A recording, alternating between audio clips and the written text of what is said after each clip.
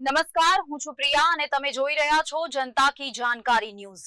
નજર કરીએ આજના સમાચાર। લીંબડી છાલિયા તળાવ શ્રી બૂટ ભવાની માતાજી મંદિર ખાતે પૂનમના પાવન દિવસે નવચંડી યજ્ઞનું સેવાગણ દ્વારા સુંદર આયોજન કરવામાં આવ્યું। હિન્દુ સંસ્કૃતિમાં નવચંડી યજ્ઞ એ સનાતન ધર્મમાં ઉલ્લેખિત સૌથી શક્તિશાળી યજ્ઞોમાંનો એક છે।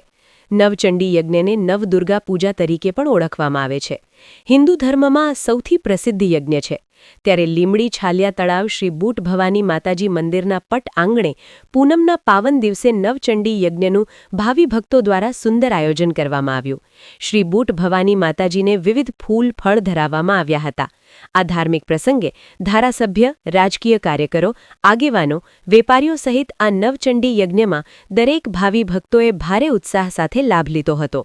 તેમજ સાંજના સમયે શ્રીફળ હોમી યજ્ઞની પૂર્ણાહુતિ કરવામાં આવી હતી।